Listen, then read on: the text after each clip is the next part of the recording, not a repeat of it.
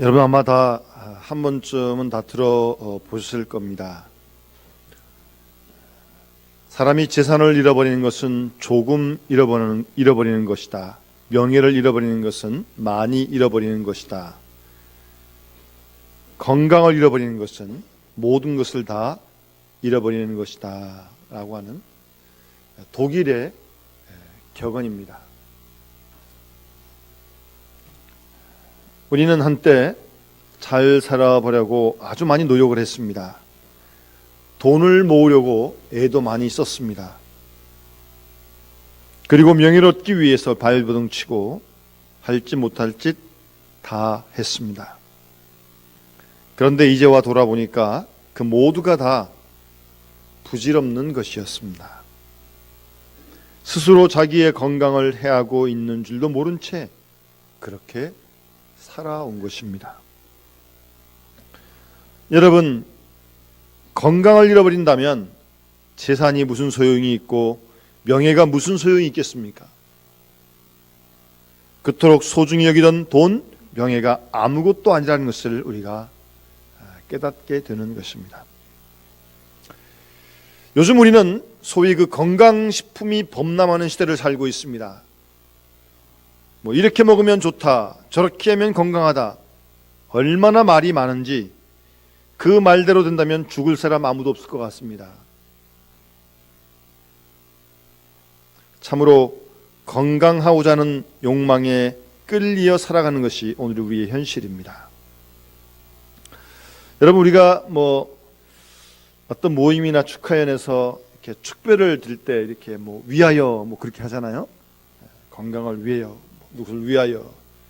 어떤 모임에 갔더니 위하여 그러지 않고 이렇게 딱 축배를 주면서 이대로 그러더라고요. 돈도 좀 벌고 살 만큼 여유가 좀 있는데 이제는 건강에 따라주지 않는다는 겁니다. 건강은 좀 이대로 있으면 좋겠다는 거죠. 그래서 제발 이대로라고 이렇게 축배를 드는 이야기를 들어보았습니다. 여러분, 우리의 의학은 날마다 놀랍게 발전하고 있습니다. 그러나 그보다 병이 훨씬 더 빠른 속도로 발달하고 있기 때문에 우리가 질병을 다 감당하지 못하는 것입니다. 모두가 다 건강하고자 하는 욕망에 살아가고 있습니다만 사실 깊이 반성해 보면 스스로 자기 건강을 해하면서 사는 사람이 우리 주위에 참 많습니다. 건강을 위한다 그러면서 실제로 보면 자기 건강을 해하면서 살고 있어요. 그건 몰라요. 근데 사람 몸에 좋다 그러면요 안 먹는 거 없습니다. 뱀도 먹고요, 지렁이도 먹고요, 무슨 뿔을 깎아가지고 피도 먹고, 그것도 모자라가지고 동남아를 직접 나와가지고 현지에서 몸에 좋다는 건 다 먹기도 합니다. 여러분, 어느 학자가 동물들을 유심히 관찰해 보니까 그 생명의 성장기, 그 성장이 피크로 달할 때 그것의 한 6배를 모든 동물들은 살게 돼 있다는 겁니다. 이 이론에 따르면 사람의 수명은 평균 여성이 24세까지, 남성은 26세까지 계속 성장을 하는 겁니다. 그러니까 거기에 6배가 되니까 한 140, 50은 사는 게 맞는 거죠. 근데 그렇게 사는 사람 아무도 없지 않습니까? 만약 그만큼 못 살았다면 무언가 우리가 잘못하고 있는 겁니다. 6배 성장기까지를 살게 돼 있는데 그렇게 못 살고 있으니까요. 우리는 인명은 제천이다라고 말을 하지만 그렇지 않습니다. 사람에게 하나님께서는 우리의 생명을 위탁하셨다는 사실을 우리는 잊지 말아야 합니다. 여러분, 창세기에 보면 2장 16절 17절 말씀에 하나님께서 동산 각종 나무의 실과는 내가 임의로 먹되 선악을 알게 하는 나무의 실과는 먹지 말라. 내가 먹는 날에는 정령 죽으리라고 그렇게 말씀하셨습니다. 이 말씀이 무슨 뜻입니까? 복잡하게 해석할 필요 없습니다. 내 생명 내가 책임져라, 그 말씀입니다. 저것을 먹지 않으면 살고 먹으면 죽을 것이니까 네가 선택하라는 겁니다. 이렇게 하나님께서는 생명에 대한 책임을 우리 보고 지라고 그렇게 말씀하신 겁니다. 그래서 성경에 보게 되면 어찌하여 죽으려 하느냐, 왜 생명의 길을 버리고 사망의 길로 가려고 하느냐, 생명의 길로 돌아오라, 그런 말씀들이 계속 나오고 있는 것입니다. 지금도 하나님께서는 왜 살기를 바라면서 죽음의 길로 가느냐, 왜 복된 길을 바라면서 망하는 길로 가고 있느냐, 충분히 가르쳐 주었는데 왜 아직도 모르느냐, 아직도 깨달음이 없네라고 그렇게 하나님은 말씀하고 계십니다. 신명기 11장 26절에 보면 내가 오늘날 복과 저주를 너희 앞에 두었나니 라고 말씀하고 있습니다. 하나님은 우리 앞에 복의 길과 저주의 길을 두었어요. 그것을 선택하는 것은 우리입니다. 우리가 복을 길을 선택해서 복을 받든지 반대로 저주의 길을 선택해서 저주를 받든지 그건 우리에게 달려있는 것입니다. 살기를 바라면서 꼭 죽을 줄만 하고 행복을 바라면서 불행할 수밖에 없는 것만 하는 사람들이 있습니다. 이런 사람들을 어떻게 평가해야 합니까? 살자는 겁니까? 죽자는 겁니까? 하나님의 뜻은 우리의 샬롬에 있습니다. 하나님의 뜻은 우리가 주 안에서 행복하길 원하고 우리가 건강하길 원하고 하나님께서는 우리에게 화평과 평안이 있기를 오늘도 간절히 원하신 줄 믿습니다. 여러분, 주님께서 이 땅에 오셔서 역사하실 때 맨 처음 하신 일이 무엇입니까? 질병을 당한 사람을 고쳐주는 일이었습니다. 귀신 들린 사람을 귀신 쫓아내 주시고 죽은 사람을 살려주셨습니다. 예수님께서는 이런 것들이 보이는 것을 용납하지 않으셨습니다. 마태복음 12장 보면 회당에 손 마른 사람이 하나 서 있는 것을 보시고 바리새인들은 오늘이 안식일인데 예수가 병을 고치나 안 고치나 시험을 합니다. 그때 예수님께서는 귀념치 않으시고 그 병을 고쳐주십니다.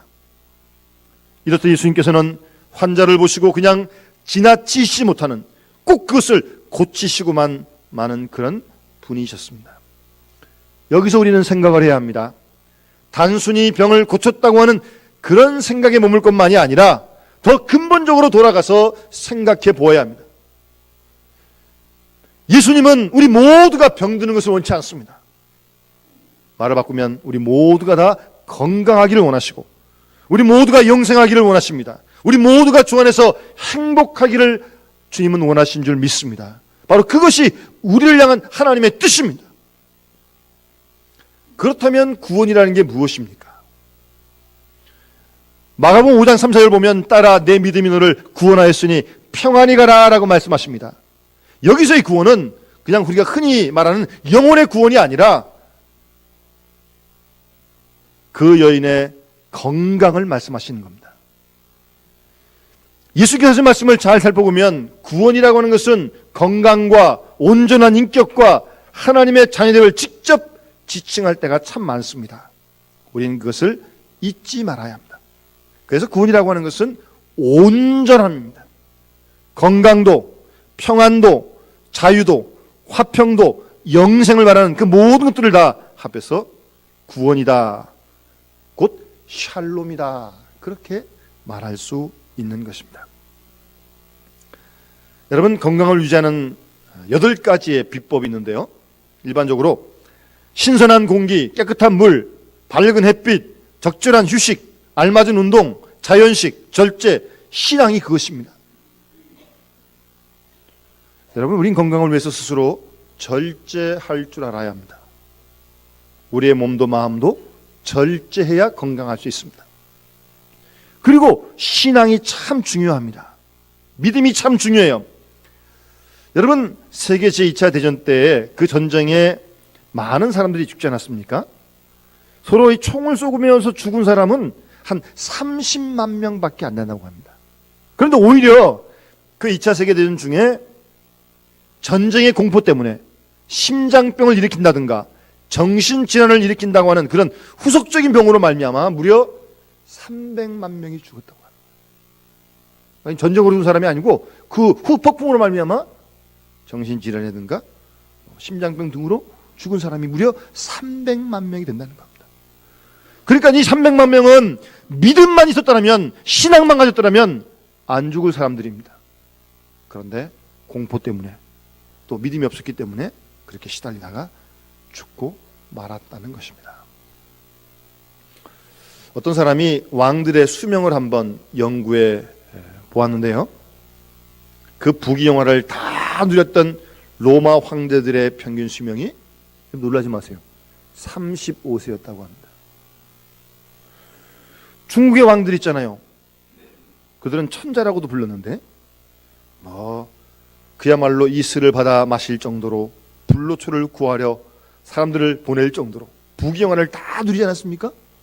근데 중국 왕들의 평균 수명이 39.2세였다고 합니다. 우리나라 조선시대 그보다는 조금 난데 43.3세였다고 합니다. 여러분, 과거에 옛날에 왕이라고 하는 것은 절대 권력을 다 가진 거 아닙니까? 먹고 싶다면 뭘 못 먹겠습니까? 가지고 싶다면 뭘 못 가지겠어요? 다 먹고 다 누리던 그런 왕들이 이렇게 단명을 하고 말았다는 겁니다. 그렇게 일찍 죽을 수밖에 없도록 정신적인 고통이 심했던 것이죠. 요즘 말로 얘기하면 스트레스가 많았던 것입니다. 그래서 그렇게 요절을 하고 말았다는 것입니다. 여러분, 이 얼마나 중요한 이야기입니까? 우리는 분명히 알아야 합니다. 건강이 그러한 데 있지 않다는 사실입니다. 화려한 생활이라든가 값비싼 음식에 있는 것이 아니라는 말씀입니다. 하나님께서는 인간을 창조하실 때 충분히 우리 인간을 건강하도록 창조하셨습니다. 병균도 하나님이 창조하신 거 아니에요? 만드신 거 아니에요? 그래서 하나님께서는 병균을 넉넉히 이기도록, 제어할 수 있도록 우리 인간을 만드셨어요. 그런데 이 몸이 약해지다 보니까 그 병균에 져서 우리 몸이 병을 앓게 되는 것입니다. 여러분, 우리 몸에는 누구나 다 암세포를 가지고 있다고 합니다. 근데 몸이 건강할 때는 그 암세포를 제어할 수 있어요.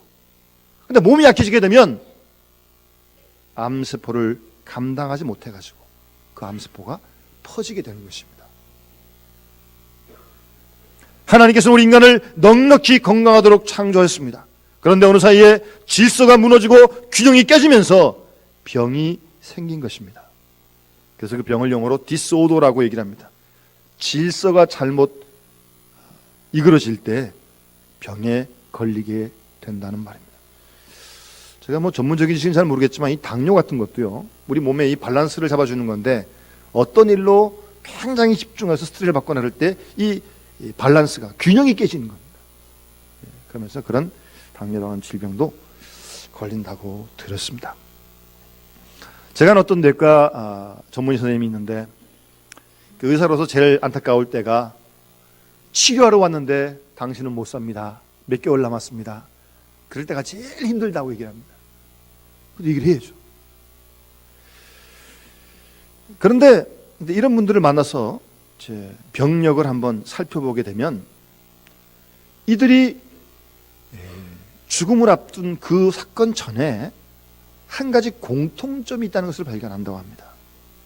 뭐냐면 이 병이 걸리기 전에 큰 충격을 받아서 그 충격 때문에 며칠째 잠을 못 잔 그런 괴로운 일들이 다 있더라는 거예요.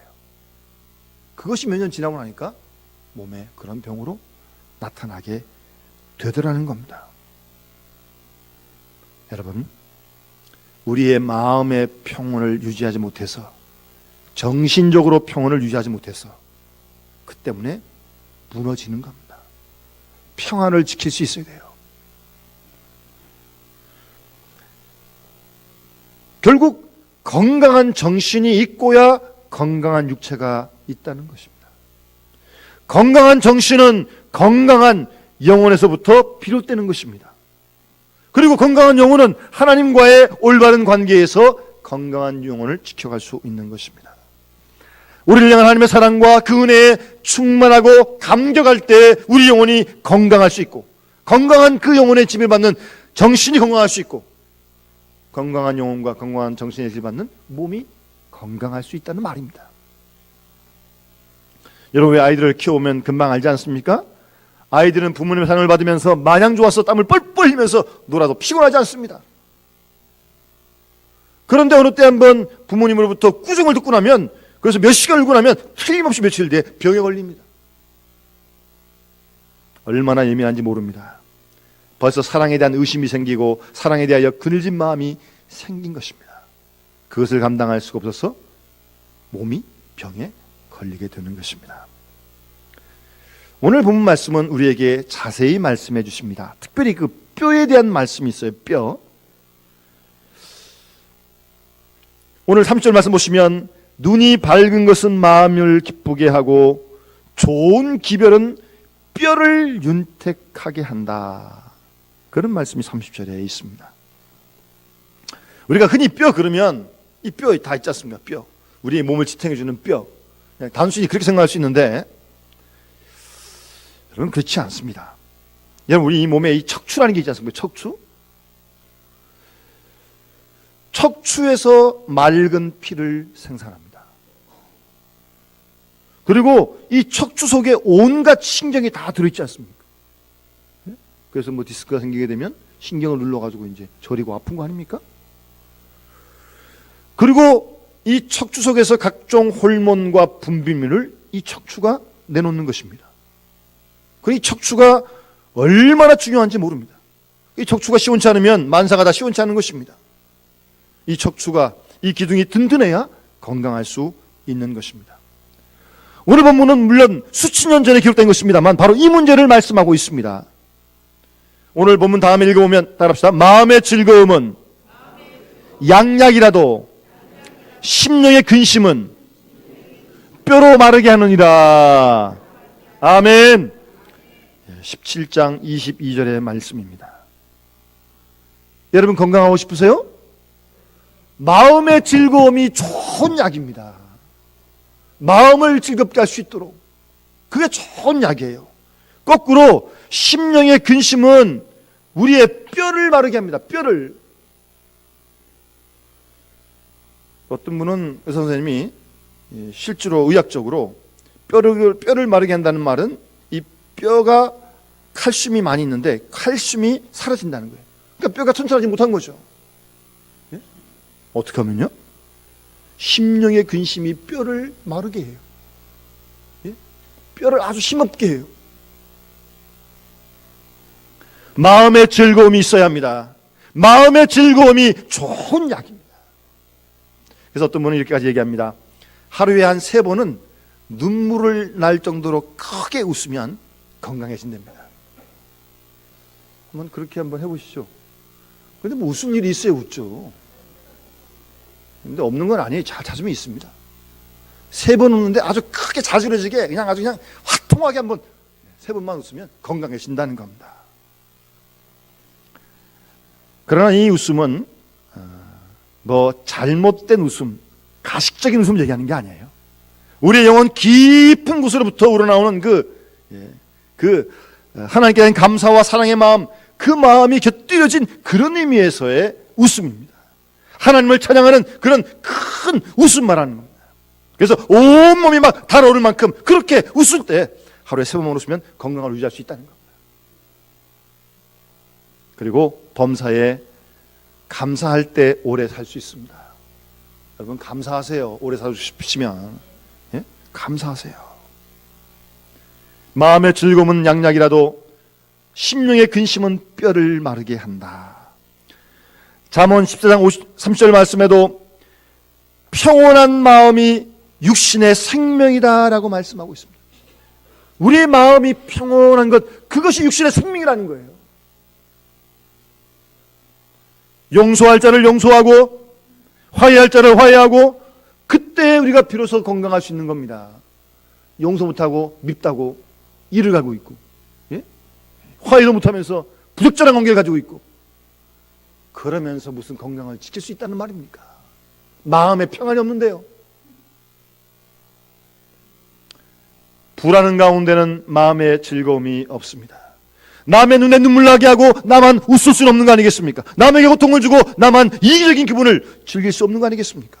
그래서 성경은 평온한 마음은 육신의 생명이나 그 다음 시기는 뼈를 썩게 한다라고 말씀하고 있습니다. 시기하지 마세요. 질투하지 마세요. 뼈를 썩게 해요. 뼈를요. 그리고 어떻게 건강하겠습니까? 뼈가 썩으면 뼈가 구부러지는 겁니다. 여러분, 시기와 질투 조심해야 합니다. 늘 용서하고 화평을 도모하고 마음의 평온함을 지킬 때 건강할 수 있다는 말입니다.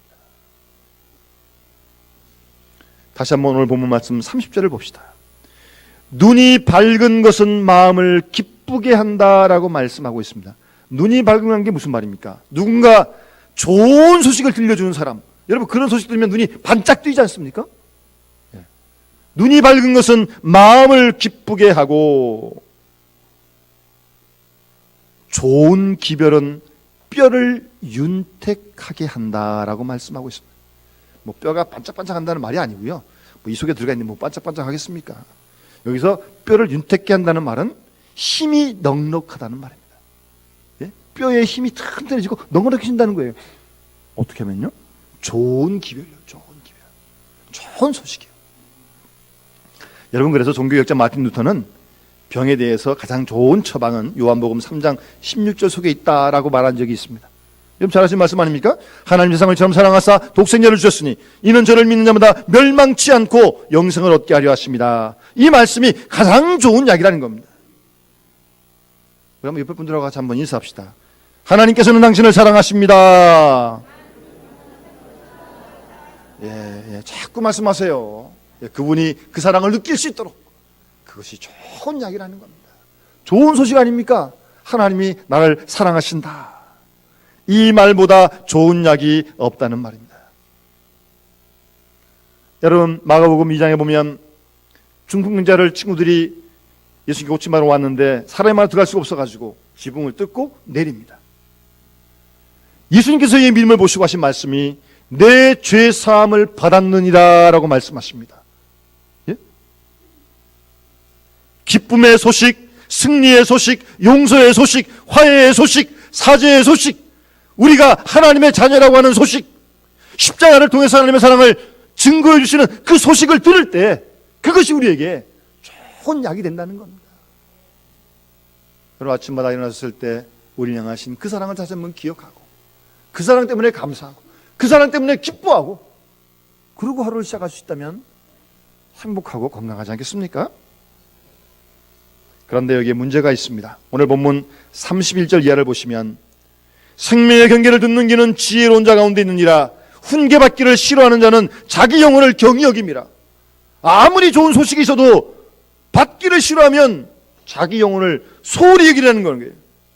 견책을 달게 받는 자는 지식을 얻는다라고 말씀하시면서 겸손은 존귀의 앞잡이다라고 마지막에 말씀하십니다. 아무리 좋은 복음이 있고 아무리 좋은 기쁜 소식이 있다 할지라도 그것을 듣지 못하고 받지 못하면 아무 소용없는 거죠. 그래서 우리에게는 믿음의 그릇이 참 중요한 것입니다. 들을 귀가 있어야 되고 복음을 받아들이는 믿음이 있어야 합니다. 그럴 때 우리 가운데 생명의 역사가 이루어지는 것입니다. 겸손한 마음으로 좋은 소식을 온전히 믿고 수용할 때 생명에 이르게 된다는 말씀입니다. 여호와를 경외하는 것은 지혜의 훈계이고요, 겸손은 존귀의 앞잡이다, 그렇게 말씀하고 있습니다. 여러분, 건강은요 음식으로 지키는 것 아닙니다. 건강은 우리의 정신으로 지키는 것이고 건강한 마음은 건강한 영혼에서 오는 것입니다. 그리고 우리 건강한 영혼은 하나님과의 바른 관계에서만 영혼이 건강할 수 있습니다. 하나님 말씀을 읽고 듣고 묵상하고 성령 안에서 온전한 구원을 이룰 때 우리가 건강한 영혼을 가질 수 있어요.